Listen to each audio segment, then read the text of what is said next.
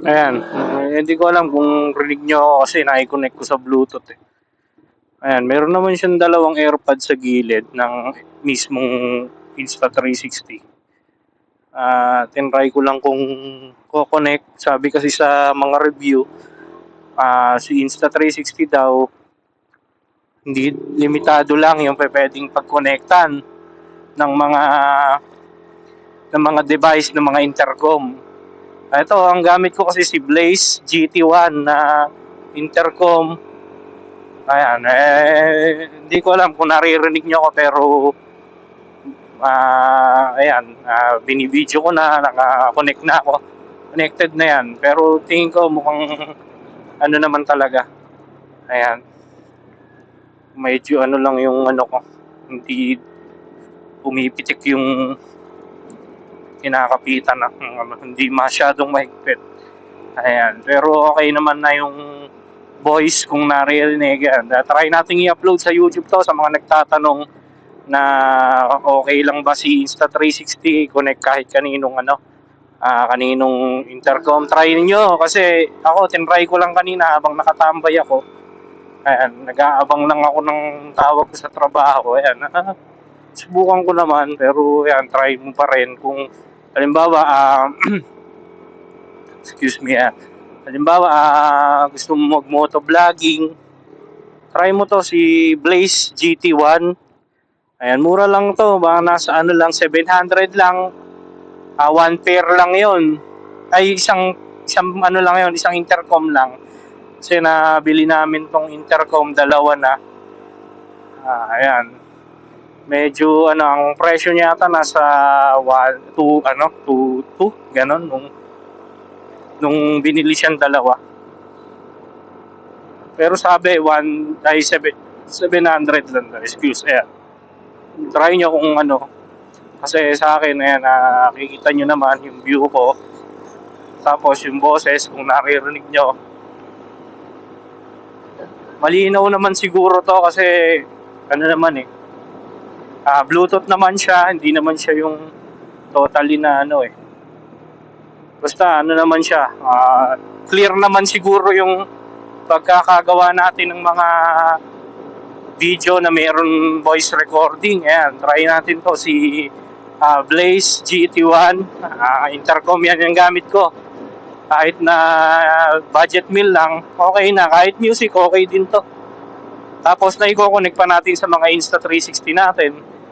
Pagka ano, gagawa din ako ng panibago ng isa pang review sa ano naman, Insta360 Ace Pro 2 naman. Ayun, kakukuha lang namin nun. Tatry ko din siya kung gumagana siya doon, kung nakaka-connect siya sa Bluetooth. Ayan.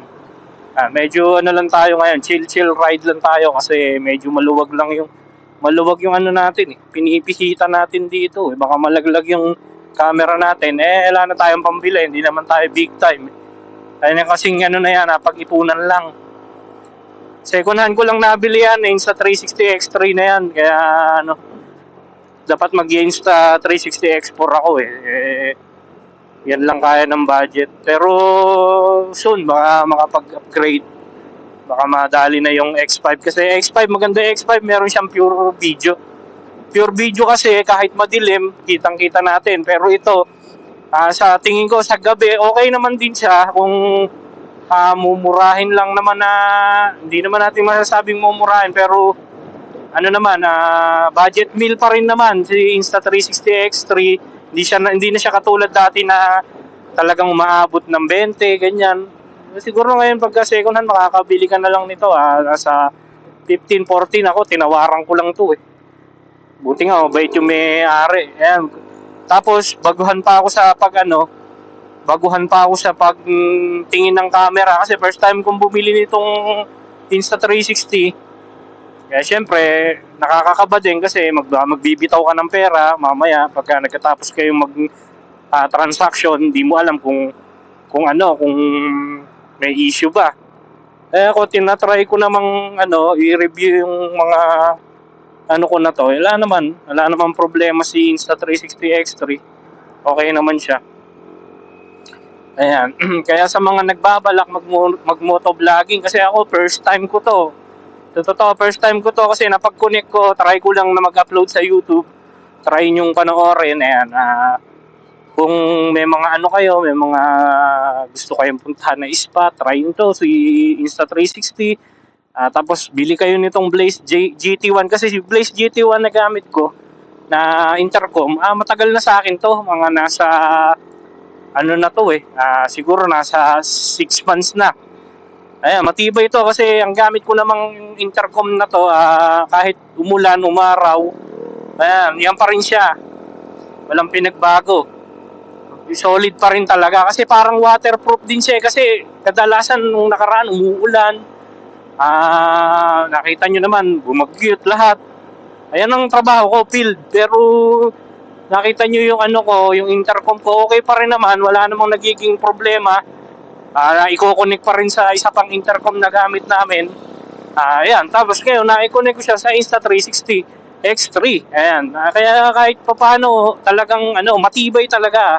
Hindi ka manghihinayang sa pambibil mo. Hindi naman tulad ng mga Predcom na intercom, hindi naman tayo yung talagang daily motovlog na araw-araw andyan, nasa daan tayo, yun talaga pinagkakakitaan natin. Ito pwede na to, panlibangan natin yung intercom na to, pang music, ganyan. Pero hindi ko naman pinopromote, bahala kayo kung ano gusto nyong intercom. Pero sa akin ito okay na to, tapos na-connect ko pa siya sa Insta360 X3, kaya okay, solid to, solid. Wala akong masabi dito. Kumbaga, ayan, nakikita nyo yung view. Kahit na ipaikot ko yung view na yan, ayan, tulad ng bundok, kitang-kita natin yung bundok, kaya tinuturo ko na yung bundok. Ayan, talaga. Solid yan.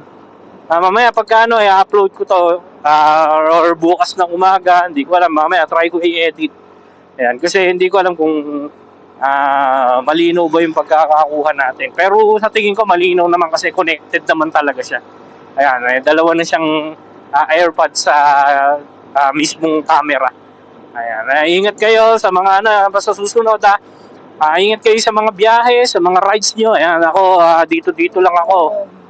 Siguro pagka meron ng time, libot ako sa ibang lugar. Kukuha ko mga footage, ayan, ganyan. Ayan. Kaya sa susunod, ayan, wala na akong masabi. Basta ingat kayo palagi. Ayan. Ride safe sa ating mga rider. Ayan, di natin alam ang daan. Basta laging mag-iingat. Safe lagi sa daan.